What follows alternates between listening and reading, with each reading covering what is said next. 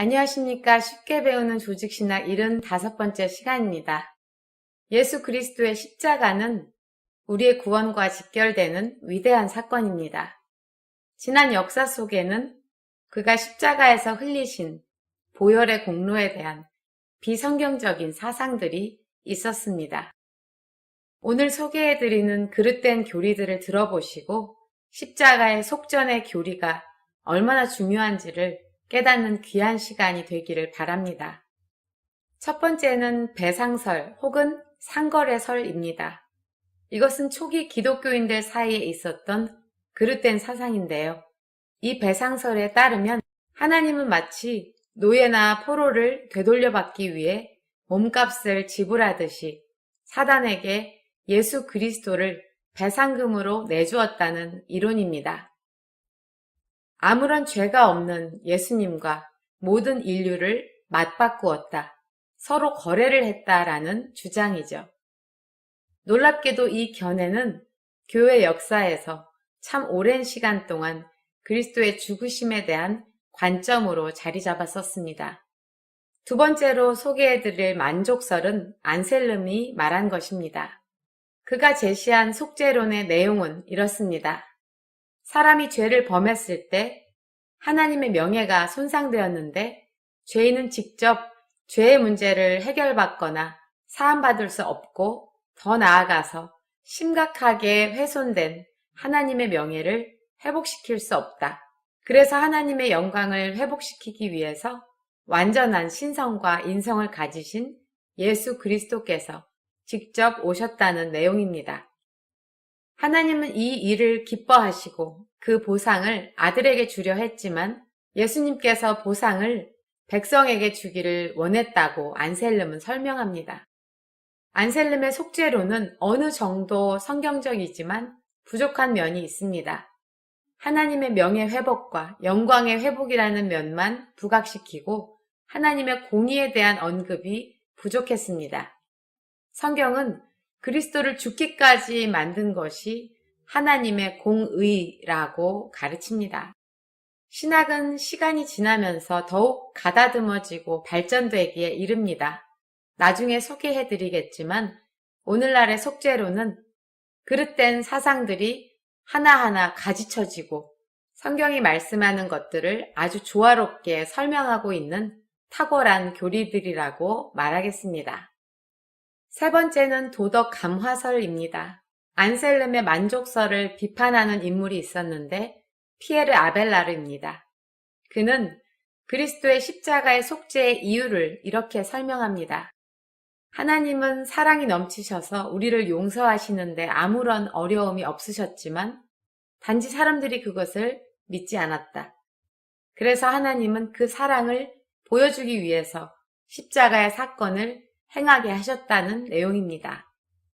아벨라르는 그리스도께서 십자가 위에서 보여주신 그 큰 사랑이 죄인들의 마음에 뜨거운 사랑을 불러일으키고 감화되어 하나님께로 돌아오게 한다는 주장을 펼쳤죠.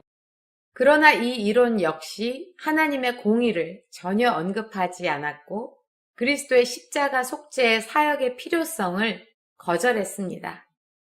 결국 이단으로 단죄된 그릇된 속죄론이었습니다.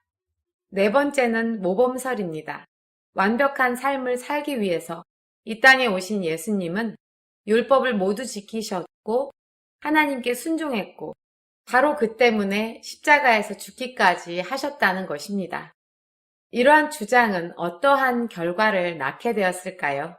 인간은 모두 자기 자신을 스스로 구원해야 하며 그 구원은 그리스도의 본을 모방함으로써 이루어진다고 믿게 됩니다. 우리는 그리스도와 그의 피로 구속함을 받은 것이 아니라는 말이 되죠.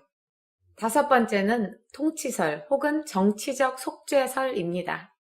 알미니안주의자 중 한 사람인 휴고 그로티우스의 주장입니다. 하나님의 율법은 절대적으로 최종적인 것이 아니기 때문에 우리 주님은 하나님의 공의의 요구에 의해서 죽으신 것이 아니라 그저 죄에 대한 하나님의 거룩한 불쾌감을 나타낸 것이라고 말합니다. 하나님이 마음만 먹으시면 어떤 방법으로든 사람들을 용서하실 수 있었지만 세상의 도덕적인 삶을 보존하기 위해서는 죄에 대해서 뭔가 과감한 조치가 취해져야 했기 때문에 그리스도를 죽게 하셨다는 주장입니다. 이 이론 또한 하나님의 공의가 무시되고 있습니다. 그보다 심각한 것은 율법을 철회할 수 없다는 사실을 간과한 견해입니다. 바른 교리를 다룰 때 말씀드리겠지만 그리스도의 십자가의 죽으심은 인간의 구원과 죄사함을 위해서 절대로 필요한 일이었습니다. 여섯 번째는 신비론입니다. 신비론은 슐라예르마허를 비롯한 현대 신학자들의 견해에서 발견됩니다. 신비론은 대속 교리를 완전히 부인합니다. 그리스도는 죄성을 소유한 인간일 뿐이지만 성령의 감화로 죄성이 범죄로 나타나지 않도록 보호를 받았으며 그리스도의 활동은 창조적인 것이어서 심령을 감화시키고 생명을 주는 영적인 위대한 힘이다. 그는 자발적인 순종과 죽음을 통해서 인간에게 심오한 주관적인 변화를 일으켜서 인간의 신의식성을 높인다고 했습니다. 이 견해 역시 하나님의 공의를 만족시키고 율법을 순종하신 개념을 전혀 배제하고 있습니다. 슐라예르마하의 조직신학은 전체적으로 굉장히 주관적인 것에 포인트를 두는 신학입니다. 이 사람의 영향으로 인해서 오늘날 현대 조직신학은 객관성을 상실하고 주관적이 되어버렸죠. 일곱 번째는 대리회개설입니다. 이 이론은 20세기 초에 인기를 얻었으며 지금도 가르치는 자들이 있습니다. 우리 주님이 십자가에서 인류를 대신하서 회개를 드린 거라는 주장이죠. 사람은 죄에 대한 참된 개념을 갖고 있지 않기 때문에 회개를 할 수 없고 하나님은 사람이 회개하기까지 죄를 사하여 줄 수 없기 때문에 주님께서 인간 모두를 대신해서 죄를 회개했다는 주장입니다. 이 이론도 성경적이지 않습니다. 예수님은 우리의 죄를 담당하셨지만 그에게는 죄가 없으셨습니다. 마지막으로 알미니안주의의 속죄론을 말씀드리겠습니다. 그리스도의 속죄는 하나님의 공의와 대속에 있어서 완전하지 않다. 오히려 그리스도의 대속은 자선적인 면에 속한다. 그의 십자가는 인간이 구원을 받을 만한 기회를 제공한 것 뿐이다. 그 십자가 보혈의 대상은 모든 인류를 위함이었고 이 보혈이 확실하게 구원과 직결되려면 이 기회를 붙잡는 각 개인의 의지에 달려있다. 이런 내용입니다.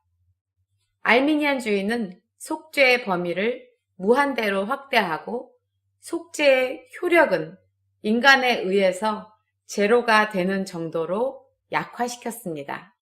지금까지 우리는 예수 그리스도의 십자가에 대한 그릇된 개념들을 살펴보았습니다. 이제 우리는 성경이 무엇을 가르치는지를 보아야 합니다. 다음 강의에서 십자가의 대속적 속죄에 대한 성경적 가르침을 살펴봄으로써 십자가를 통한 삼위일체 하나님의 사랑에 깊은 감사와 찬양이 배나 더해지기를 바랍니다. 오늘 강의를 마칩니다. 핸더슨 신학교의 이드보라였습니다.